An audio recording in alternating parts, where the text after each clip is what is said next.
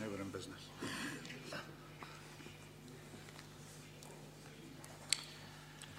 Apologies from Councillor De Vink. Any other apologies? All present and correct? Any declarations of interest? There being none. The minutes of the meeting of 28th October.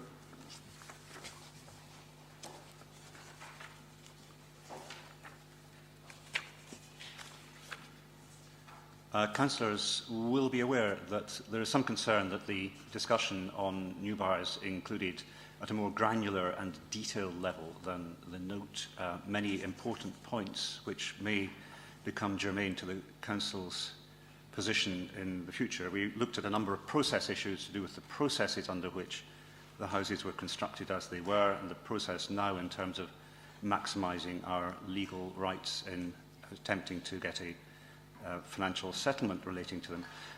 The solution, I think, here is rather than attempt to rewrite the minutes to a standard that is not really normal for this committee, is for the transcript of the discussion to be retained and available should the need arise.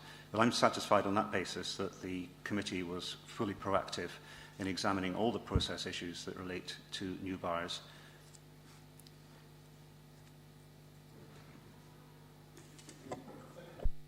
Chair, I think, as I said earlier on, I think if any member specifically wants a point that they've made to be included in the minutes, I think they need to say that. You know, if there's something they want recorded or expect to be recorded, I think it's important that we let officers know during the meeting that that is the case. Yeah. I agree. In this instance, the workaround of maintaining the transcript obviates the need for that to happen. Are we happy to adopt the minutes? Thank you. Item 5, self-directed support implementation. Could I ask Mr Kirkpatrick to talk to this? Yes, I'm Graham Kirkpatrick. I'm the project lead for implementation of self-directed support within Midlothian. The reports presented was in response to the Audit Scotland report on the implementation of self-directed support in Scotland. The Audit Scotland report made a number of key recommendations regarding the implementation of self-directed support, and also included a self-directed support checklist of a number of key points that local authorities needed to address in their implementation.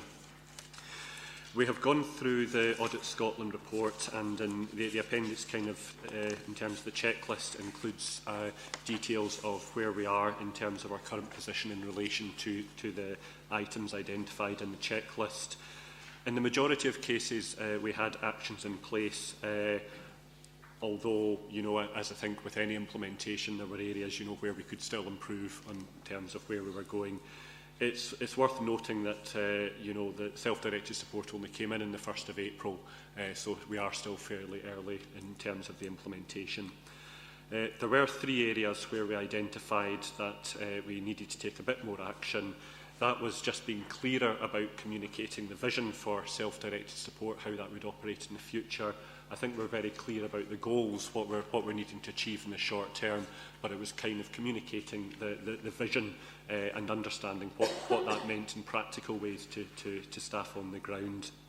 There was a second item about knowing at the point when any in-house services would no longer become viable.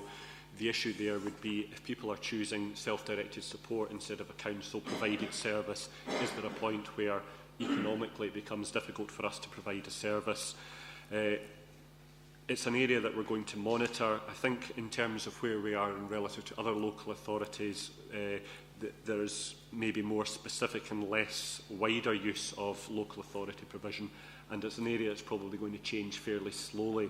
We've not identified any significant fast shifts in the balance of care as a result of SDS, but I think it'll be slow and gradual over time. So it's something that we need to keep monitoring, and if that issue arises, address that on a case-by-case basis. The final point was about assessing the benefits and risks with our approach for allocating individual budgets and what that would mean. Now, with self-directed support only going live in April, it's fairly early in terms of having that information about how we're allocating resources to do analysis on that. We will be following up on that and presenting findings in due course. One point to make is that we are kind of adopting an equivalency model, which is the underlying principles in terms of the budget that's made available to individuals. It's the equivalent cost of what services we would provide if we were putting in a service, and using that as kind of the guiding principle should mitigate some of the risks associated with budget, because we keep going back to what is our current position as kind of being the anchor that we're looking at in terms of that. So there will be a further report, I think, to Council in due course on the implementation. Happy to take any questions in relation to this. Councillor Baxter. Thank you, Chair. It's just a question really on page 31 of the agenda. We're asked to say at which point each in-house service will no longer be viable. I'm a bit confused by this, because a service is not defined by viability but by need. Do you know what we're being requested here? That would be into reference, for example, if we provided a day service and a number of people chose through self-directed support to seek alternatives to a day service, it may reach the point whereby there is not a kind of critical number of people using that day service for us to be viable to continue to provide that. So it's an awareness of, you know, monitoring that going ahead, so that we're aware at what point these things could become critical. As I said, it's not an issue that's kind of seems to be one that's likely to happen in the near future. The general consensus from a lot of people using the services and the council provided services is that they are actually happy with that, and while there is a choice, they are not seeking to make immediate changes in how their care is being provided. Councillor Muirhead. Yeah, I just want to make a point on the same area. The problem with that is that, you know, when it's a difficult one, I'm not quite sure how we would resolve it, but if people are gradually migrating away to self-provided support in these circumstances, and that the support that we supply gets to the point where we consider it not to be viable, that doesn't mean to say that there is nobody still requiring that service, if you like. So it's no about, well, it shouldn't be about stopping that at that point. It's about providing something else centrally or internally, if you like, a service that meets the needs of the people who still need to use it. So, you know, it's not just about having I suppose, a trigger point that you know in advance at that point we would have to reassess it or stop it. It's not about stopping. It's about tailoring it to suit the lower numbers, I take it. Yeah, absolutely. I mean, the principle about self-directed support is it's identifying individual outcomes for people and how you meet them. Service is one way of meeting them. And if we got to a point whereby services, in terms of their viability, were maybe looking at that might be a difficult way to meet that need, we would be looking at other ways to meet that assessed outcome. So the assessed need or the outcomes would still remain. What might have to be looked at on individual levels then is how you would meet them if there's a change in service provision due to people migrating away from existing services.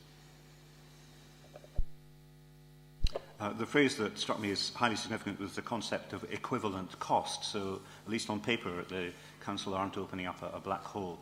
But while on the one hand we're all hopeful that very creative and more humane ways of addressing the problem of social care will it evolve, there must be a risk, isn't there, that some unhealthy forms of entrepreneurship will attach themselves to this much more liberal way of supporting the constituents. How will we be able to measure whether or not there's been any abuse of this new regime? The principles and the practice guidance outlined within the self-directed support legislation, you know, allows for a lot in terms of practitioner discretion in terms of reviewing care packages, and there's a role in local authorities in terms of agreeing care packages are appropriate and the provision people are looking for is appropriate, safe, etc. So that is kind of built in. It's one of the areas we're kind of addressing with training, and we're balancing the bit about making sure that people are kind of being creative and able to exercise their rights with understanding, you know, any risks associated with that, and ensuring there's proper governance in place that if we felt there was a risk at some point in the future, you know, and that turned out to be the case, that would therefore be addressed. But certainly we still, the responsibilities in terms of ensuring, you know, safety, etc. are still there and are still met by council. Thanks very much. In terms of our own internal audit function, roughly when should we revisit this subject? When will, at a time that you'll have some meaningful analysis and feedback from how it operates in practice? I would have probably thought about in another year time to come back to the audit committee. I suspect we're providing an update to selected members before then. Yes, I think we had provisionally penciled that in for our next year's internal audit plan. Very good. Thank you very much indeed.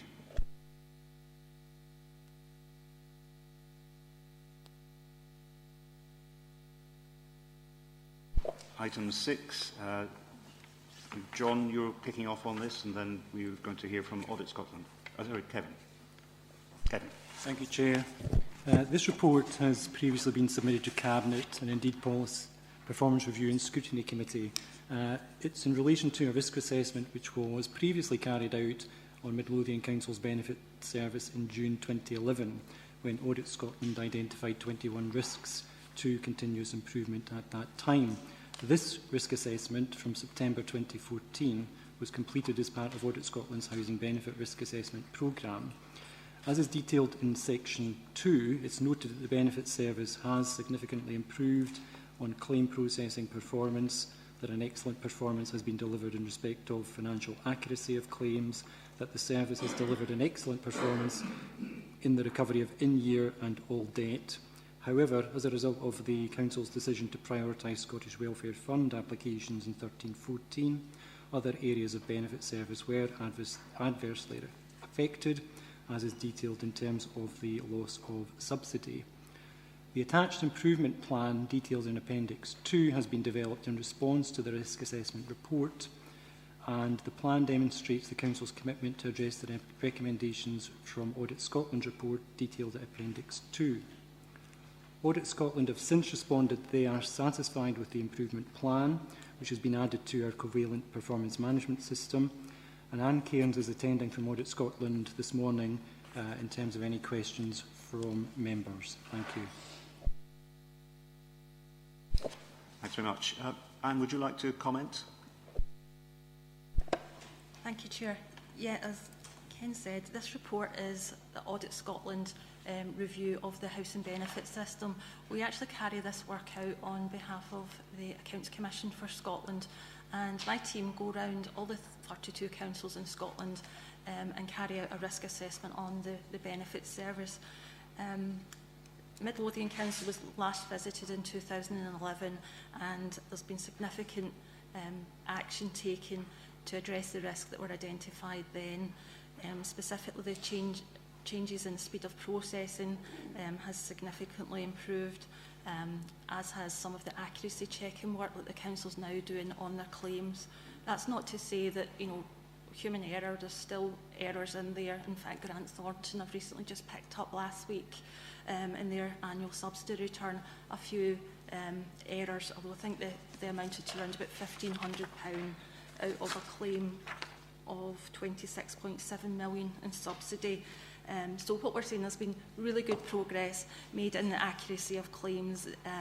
98% are coming through as the ones that have been checked are fine and accurate, although to keep going, because any errors, the way the DWP review the subsidy claim forms and the methodology they use to claim subsidy back, even a small error can result in quite a significant financial impact for a council. The recovery of overpayments has improved since our last visit in 2011, and we've also seen improvements with regards to the fraud team's actions and their sort of sanction and their work as well. Although I need to say that the fraud team, as is common for all councils just now, are currently in discussions with the DWP. They will be getting transferred over to the DWP next year. But I'm happy to take any questions at this point. Thanks very much. The direction of travel appears to be good, although it's obviously disappointing we missed out on 123,000 this year. My understanding of the DWP changes is that they won't happen until 15-16. So in the current financial year, the bottom line question must be, will we be able to achieve our full subsidy? At this point to October, in terms of reporting, we are anticipating under £60,000 in terms of, so we're under the lower threshold in terms of subsidy implications for local authority error. So by and large, yes, is the short answer. Can I throw the issue open to the floor? Councillor Baxter. So just to clarify that, the figure that we're measuring against these limits, are they for the whole year or on a pro rata basis? That's for the whole year. So what percentage of these limits are we at the moment, given that we're how far through the year, but just over halfway, no, about halfway through the financial year?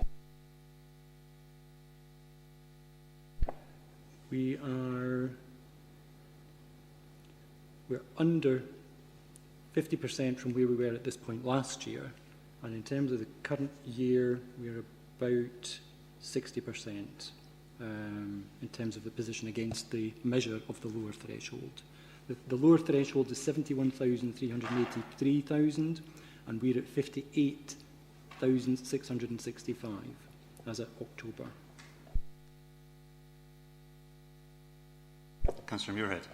Yeah, there was an issue that when this report came before the Performance Review and Scrutiny Committee, some members expressed some concerns about the issue that's highlighted here regarding the members, to some extent, lack of scrutiny regarding the issue of the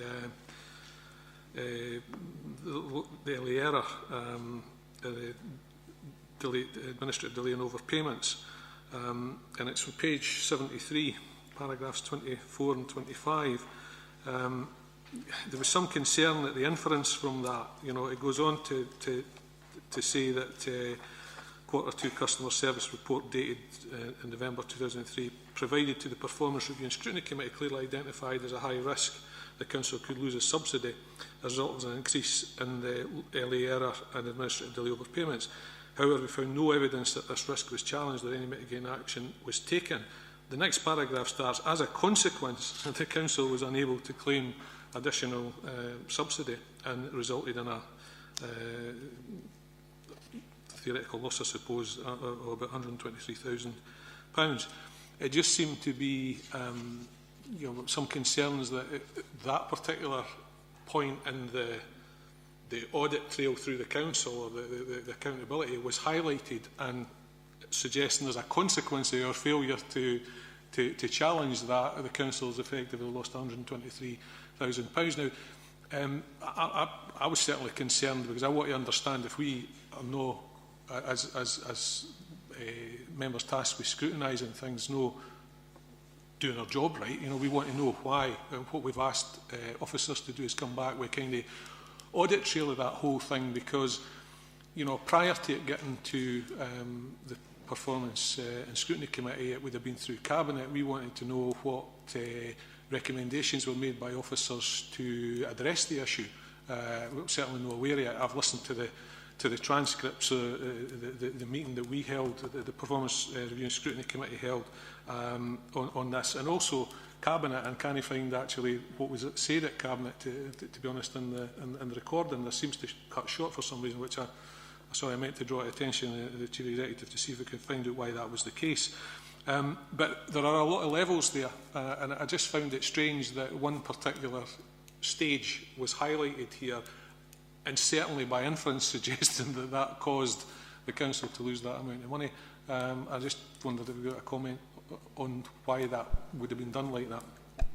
Sorry.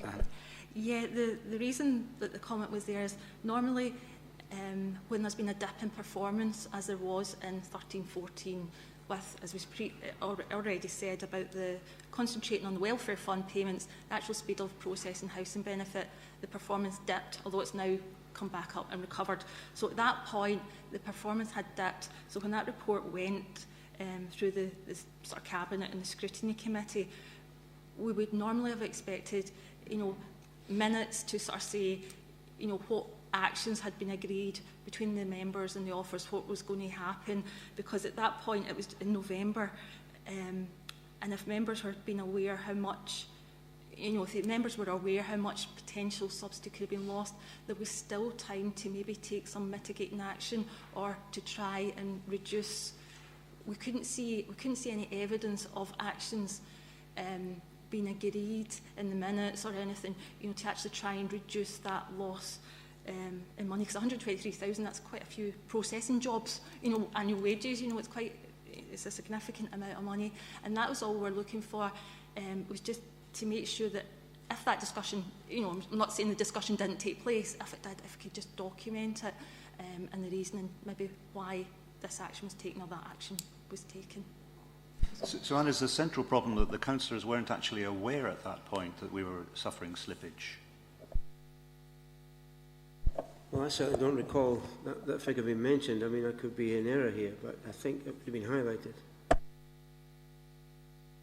I think that was the resultant figure. I don't think it would necessarily be known at that time that that was going to be the outcome. I think what's being said is that the issue was highlighted, but no action appears on the surface to have been taken. But as I say, what we've asked for at the Performance and Scrutiny Committee is that we get fuller information like the audit trail. Because, for the point of view helping us to understand if we've missed something there, that, did we have information in front of us that we should have acted on, or was the information not sufficient to alert our attention to it or whatever. But we're looking to get that kind of thing, that kind of information back so that we can determine how we deal with such things of warnings like that in the future. There's a process issue here. Perhaps, Ken, you'd like to comment? Well, I mean, just a couple of things. I mean, to pick up on Councillor Muirhead's point about the consequence. I mean, I don't think the loss of subsidy was simply the consequence of the failure to scrutinise. It was partly a consequence of the prioritisation of the welfare fund. Now, and the other issue really is that paragraph 24 seems to relate this specifically to the Performance Review and Scrutiny Committee, whereas these reports are considered by officers, they're considered by the Cabinet, they're considered Performance Review and Scrutiny Committee. So if there was a failure there, it was a collective failure, not one that could be put on that particular committee. I think that'd be my point. And as Councillor Muirhead said, at the recent meeting of the Performance Review and Scrutiny Committee, there was a request that there be the detail of how this happened be made available, and that's something that's been looked at and can be brought forward.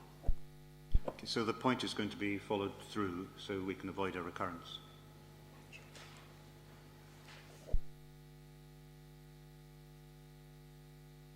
So can I ask a very general question? And there's been a lot of commentary about the interaction between sanctions in social payments and also delays in the processing of housing benefit and the consequence that individuals are forced onto the food banks. Has this been a phenomenon that you've seen in Audit Scotland up and down the country?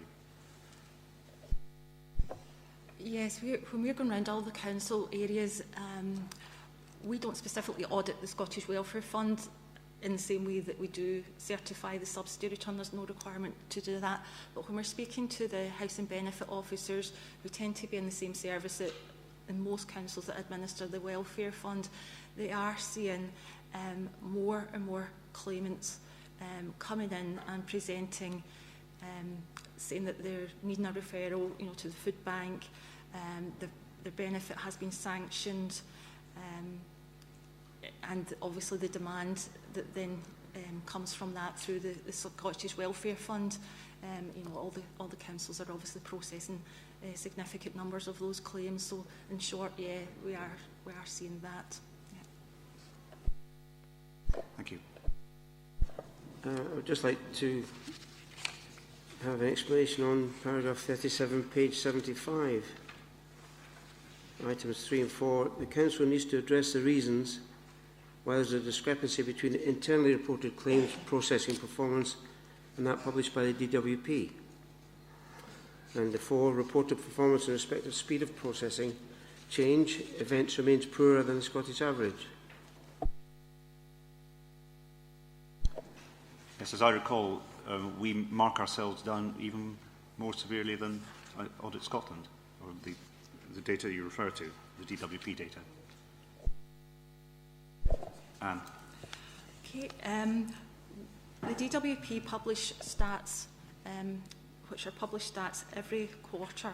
The latest ones are Q1 for 2014-15, and we've actually saw this coming through a couple of councils. Most councils, the information pulled by the council from their own benefit system agrees with the DWP data. There might be sort of rounding issues, so you might have half a day or a day either way, which is fine.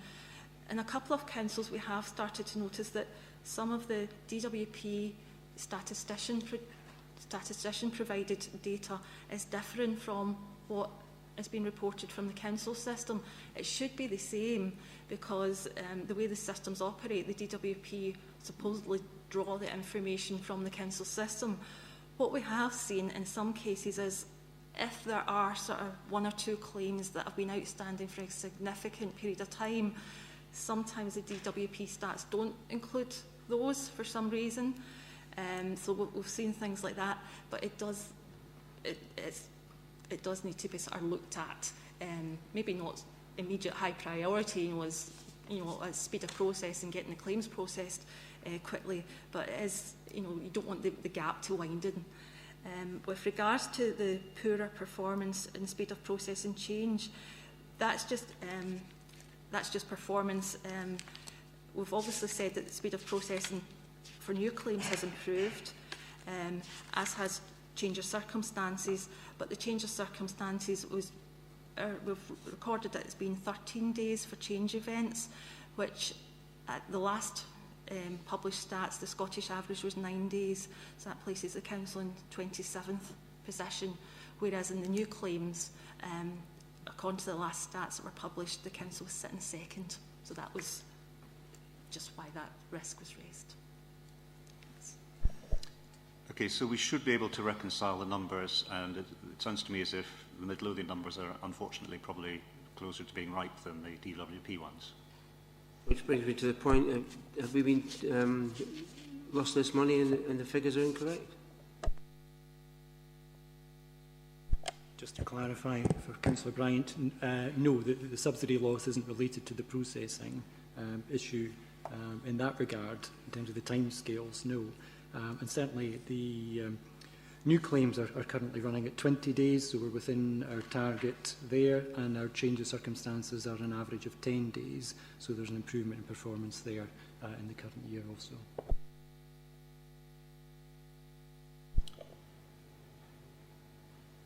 Sounds as if progress should be happening in all these areas of the report. Can I thank Audit Scotland very much for opening up these issues and giving us an opportunity to debate them.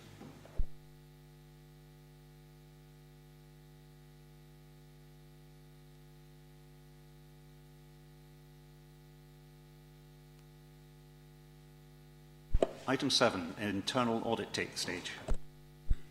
Thank you, Chair. Every financial year, internal audit undertakes a review of the recommendations that have been raised and the progress management have made in completing and closing the recommendations. Over the past 4 years, internal audit have raised a total of 636 recommendations, and we are pleased to note that 92% of these have been completed or are on schedule to meet their completion date. 52 recommendations are shown as overdue, and a summary of these are detailed in Appendix 1 of the report. Internal audit will continue to monitor completion of the outstanding recommendations and will provide reports to the Audit Committee on these. So the Audit Committee is invited to note the reported progress, endorse the agreed audit recommendations, and note that a sample of recommendations recorded as complete by management will be tested by internal audit and reported to the Audit Committee in June next year. Thank you. Yes, the point here, I think, is this is a sort of rolling and ongoing affair, so there's no question of the 8%, the 52 cases you referred to being lost sight of. It is also the case that if any councillor at any time is concerned about the progress of any caption, you're most welcome to speak to internal audit directly.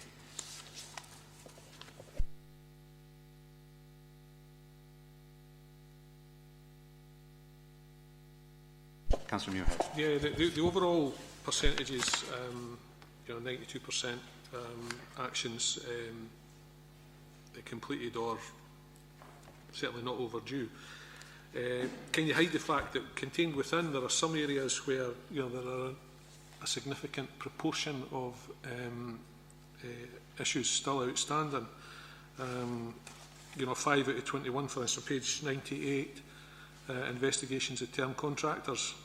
5 out of 21 there, there's 12 out of the 33 in the high value electronic payments, 6 out of 23 in framework I.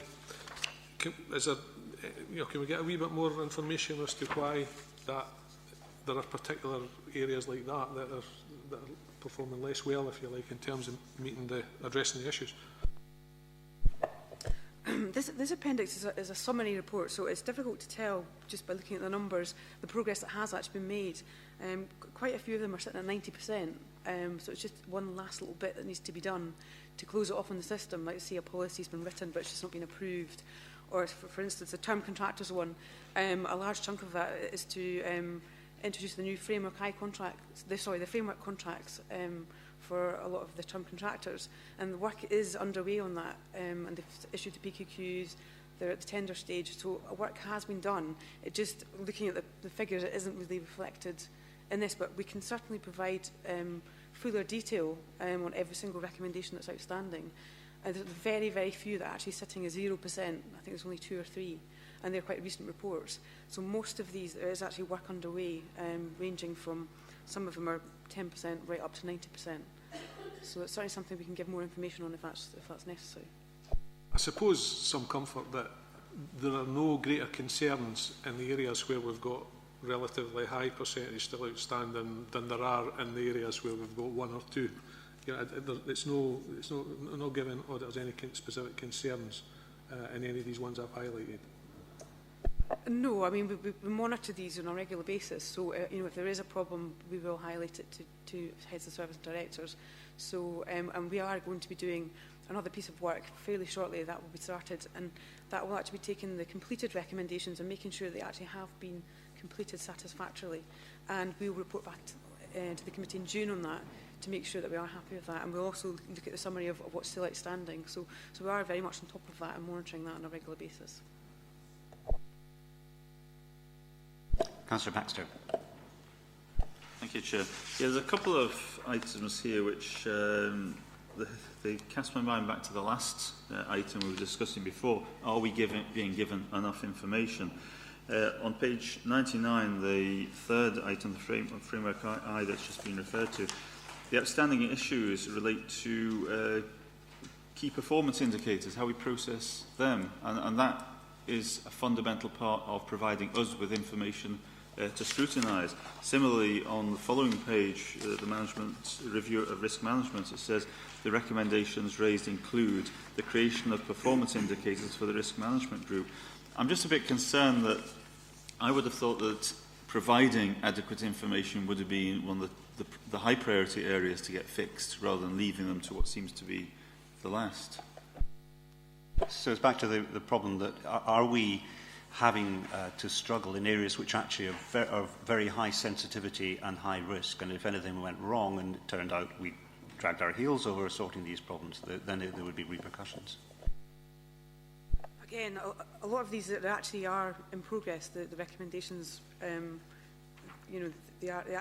not just been not actioned upon. So it's just the system hasn't been fully updated. Well, it will be fully updated once they're fully in place, but information will be provided to the committee once that's completed. The specific one you mentioned in relation to risk management, I think there is a new committee being formed for risk management, and they're meeting in December. And I think following that meeting, an update will be given to the audit committee. So hopefully, by the next audit committee, you'll receive a report on risk management, and we're closely